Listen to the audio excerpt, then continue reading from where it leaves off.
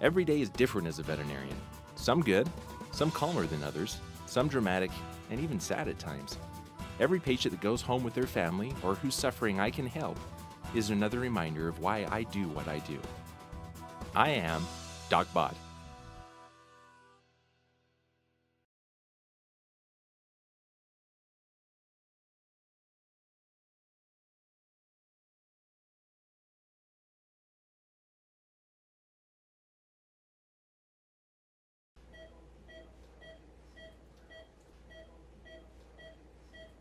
Well, my first introduction to what are called New World camelids was during my time in Peru. I lived in Peru from 1999 until 2001, and of course down there's a myriad of llamas and alpacas, vicuñas and guanacos. So I fell in love with them during my time down there. I always thought they were fascinating. Their fiber was amazing. I purchased socks and gloves that were made out of alpaca fiber. Upon returning home and starting veterinary school, ironically, I met the world's leading expert in reproduction in camels and in New World camelids. His name is Dr. Ahmed Tabari. I did write for a magazine. It's called American Livestock, and each of these right here have really neat articles. And then my favorite article that I wrote for this magazine is called Bigger is Better. And this is about testicles. And this is the same in basically all species. As long as the testicle's normal, the bigger it is, the better it is, because sperm production is based on volume of testicular weight. The more testicular tissue, the more sperm cells are produced. The more sperm cells that are produced, the more animals we're able to breed. This is my custom-made Gavel. In August of this year, I'm going to take over as president of the Society for Theriogenology, which is an international group of veterinarians that are dedicated to animal reproduction. Part of my responsibilities as president of this organization are to conduct business meetings during our annual conferences. And I thought I would need a really good gavel. So nothing says DocBott like this gavel. So I have this custom made to fit my personality. Looks like a regular gavel here, but the shaft of this is made out of a bison penis, which is amazing. And then we have an antler down here, as I love reindeer and elk. And a big portion of my reproduction work as a veterinarian is in species that have antlers. So this is a one-of-a-kind gavel for me. Nothing will call a meeting to order like slamming a buffalo penis on the table.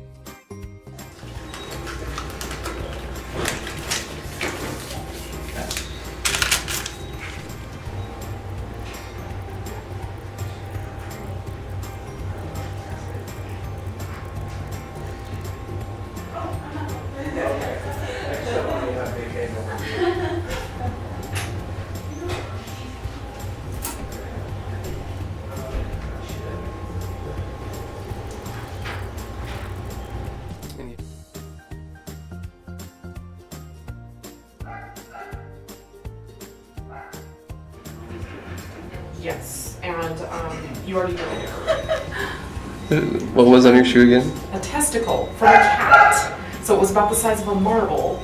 And I walked in the other room and couldn't figure out what was on the bottom of my shoe. That was a testicle. And it was sticky. Anyway, it was weird. It was like having gum on your shoe.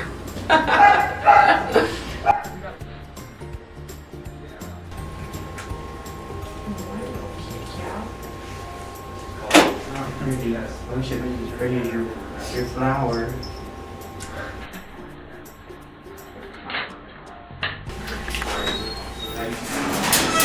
You're gonna feel better.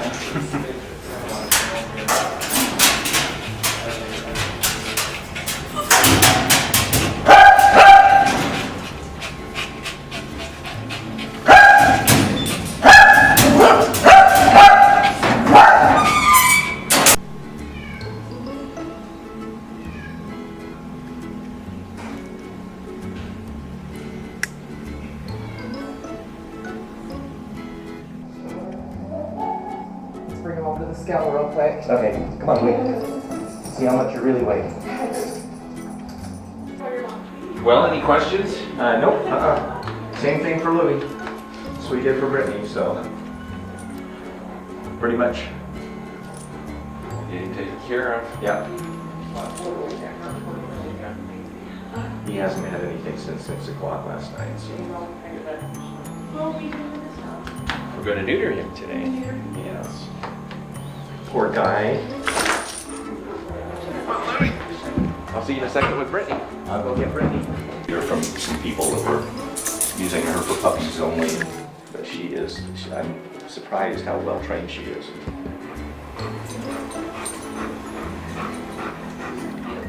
How old is she?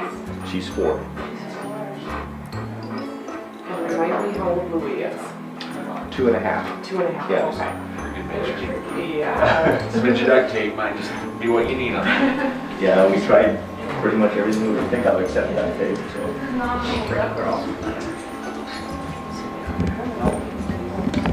It's okay. We're going to lay you down, sweetie. You laid down? Okay. She's healed up incredibly nice. Yeah, she has. I'm really pleased with how she's healed up. Healed up perfect there, sweetie. Awesome.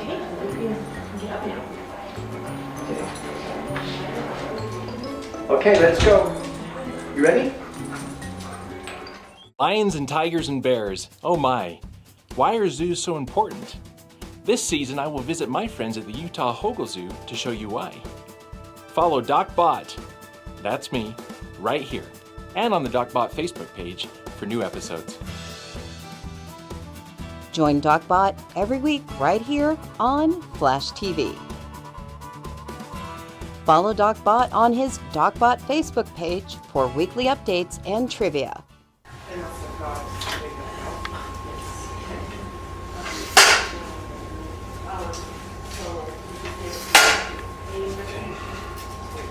Got it for second on the other side.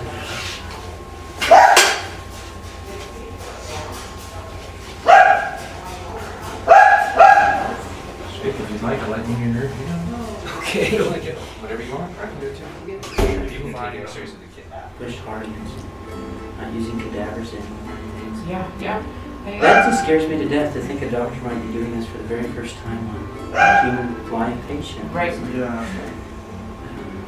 I was thinking about that yesterday because we were talking a little bit about cadavers and stuff. I was like, you know, in human medicine they do, and then there's that big push.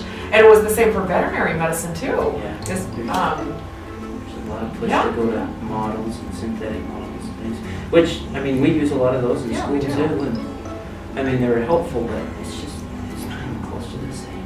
No.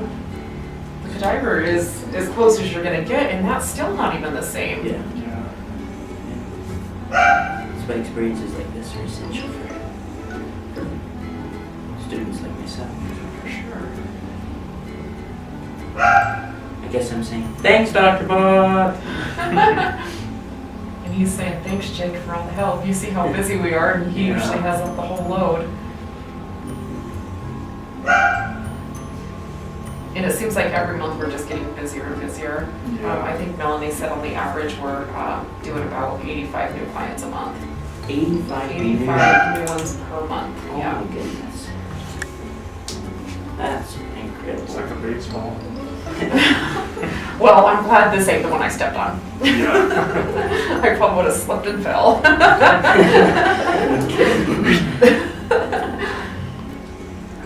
I call it those things.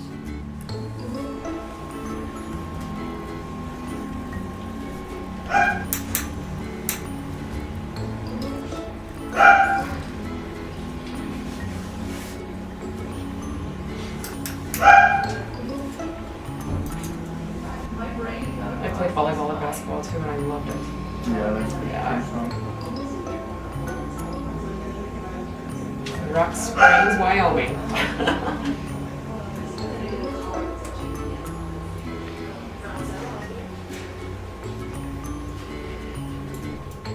It's a bit of a heart stopper when you cut that because you know how much blood supply is going to those testicles. sure it's completely ligated off.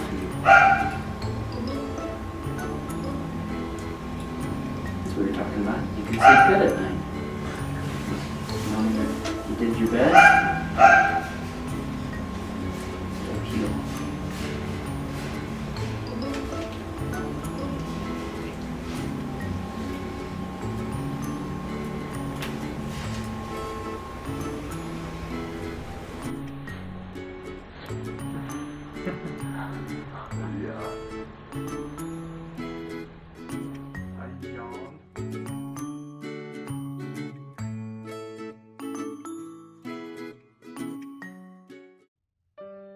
Right in here.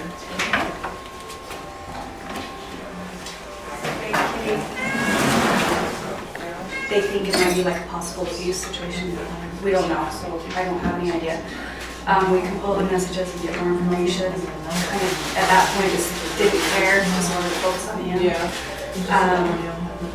They said that he was left in the sun all day yesterday, would not move, and nobody even helped him. So by the time he got to me at 10:30, I went to pull up some pain medication, gone. Okay. So he's been in pain. Did get him out this morning. He would not eat yesterday, they said. They said, the people said that they put a can of wet food out for him, but he didn't touch it. No water. Last night I tried to get him to drink, gave him a can of wet food, it's not touched. I did let him out today to kind of assess, and he drags. Trying. He's so good. Whatever he's looking at and Sylvie. All hands on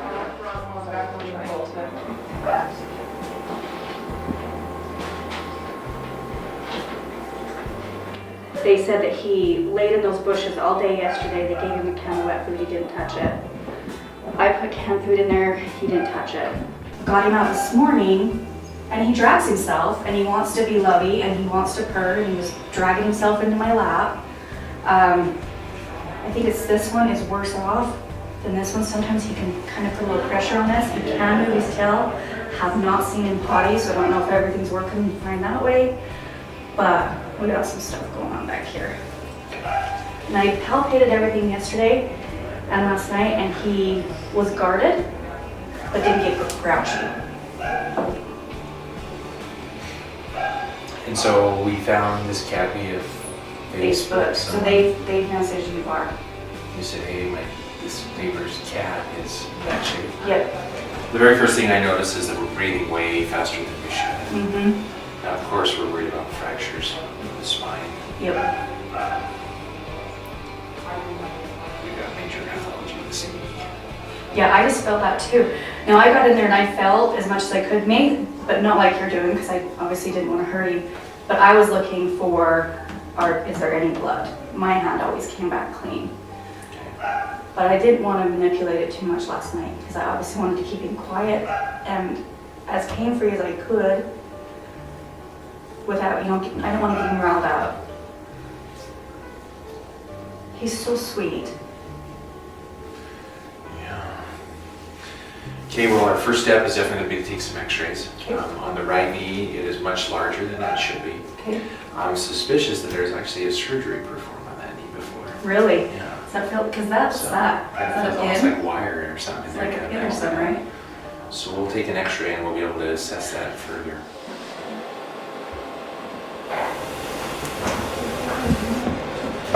Give some good buprenorphine.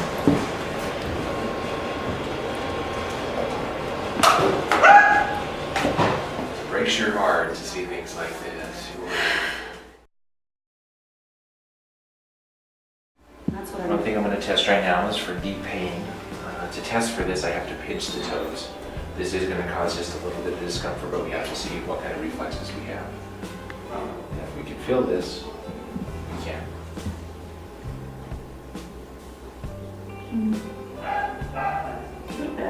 I can feel that, but it's definitely diminished. And that's in the opposite way. Yeah, and that's the way that he drags the most. I wish he would walk a little bit for you. I mean, he really does drag.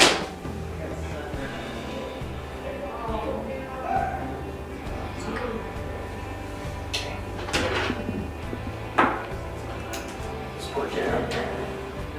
Oh, he's done nothing but purr and just wanted to get into my lap and just wanted lots of attention. Sweetheart.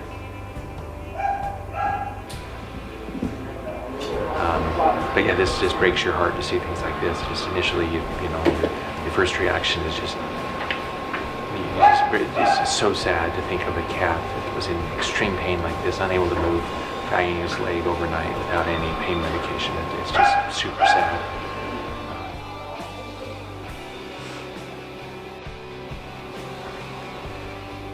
Where these two vertebrae are becoming fused.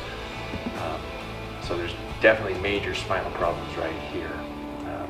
Problem with that is that you've got nerves and stuff that come out right here to these back legs, and those might be compromised. Clearly on the right side there's some major issues. The bladder's huge, so we're unable to go to the bathroom. The colon is completely full of stool, so we're unable to defecate or urinate right now. So both of those are a big concern. Down here, and both of these knees are shot. He's had major knee problems for minimum a year. Up here inside the spine right here, this has been going on also for a long time. Have we had clinical signs? I don't know. I'm suspicious that all this is going on right now. I can see major arthritis right up here in the hip too. But I'm suspicious that there was some significant trauma that occurred that has exacerbated all of these things together at the same time. Regardless of whether it was a car or a person that did this, this cat is in very bad shape. And my recommendations, fortunately in this case, because of the severity of everything going on, is going to be euthanasia.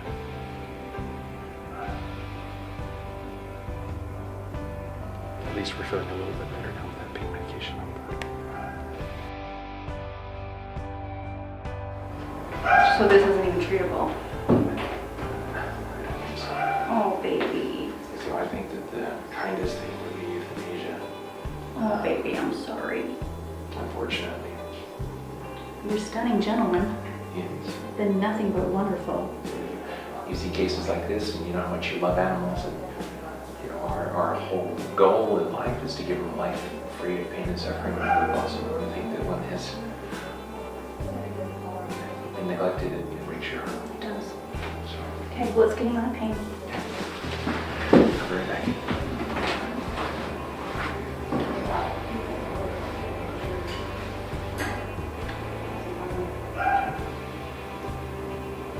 And it gives me starting to find where to search.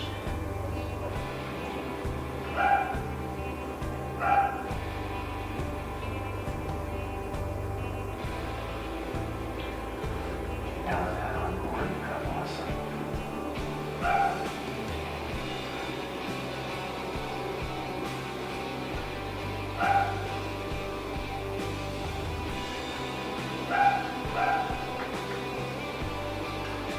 We got a big camera out. Camera.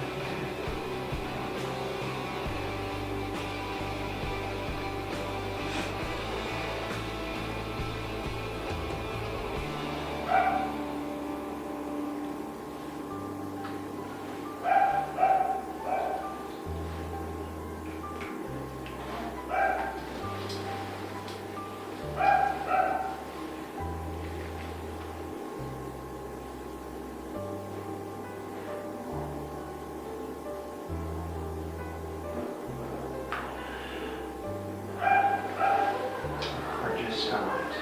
But at least he's not hurting. That's true. Okay, I'll take him home. Thank you, DocBott. You know, all of this every single day is very, very hard. And a lot of veterinarians respond to this by becoming super introverted. But emotionally, it just takes its toll on you. And my profession right now is in major disarray because of suicide. It seems like every single day there's somebody that is killing themselves that's a veterinarian or is in the veterinary field. It's not just veterinarians, technicians, all the people that are around this on a daily basis. We care and we're compassionate, but it fatigues you. And every time I euthanize a cat like this, I feel like I lose a little piece of my heart. Utah Valley Animal Rescue works very closely with us. It is owned and operated by Heather Home, and it's a rescue organization that really does a lot of good for the pets here in Utah County. And Stanley, unfortunately, I feel has been neglected and abused, and we don't know what happened, but we know that Stanley has a broken pelvis, and he's got horrible arthritis in both of his knees. He had a traumatic injury to his spinal cord, we can tell. He had diminished deep pain in his right back leg. Stanley did have a microchip, so we do have some information we're going to track down and try to get a hold of the owner. Of course, we're going to turn this over to animal control for them to investigate. We did end up euthanizing Stanley. It's the best option. He was unable to go to the bathroom. Bladder was really big. His colon was full of feces. So he had horrible arthritis in his knees. He's been limping around for years. It's not a good quality of life for poor Stanley. So we did the kindest thing we could do. But it is really hard to see cases like that. It's hard to think about people that hurt animals intentionally. I like to think that genuinely everybody's nice and stuff like that doesn't happen. In a perfect world, it wouldn't. But all too often, as a veterinarian, I have to see cases of neglected abuse, and it's very hard for me. I spend my entire life, every single day, trying to help animals, and when I see people that are trying to harm them, it breaks my heart. It makes me really sad. A term that we use in the profession is called compassion fatigue. And it's that we care so much that it takes its toll. And literally every time I have to euthanize a cat like Stanley, it takes a little piece of my heart. It hurts. It's tough. And I don't know how to recuperate from it. It's just, I talk to people and I run, I exercise, try to get my mind off things, but I want to always care and I want to always convey empathy to people. And when I euthanize pets, that's a particular time for me to bond with clients, and as hard as it is, I want them to know that I'm here for them and that I feel for them.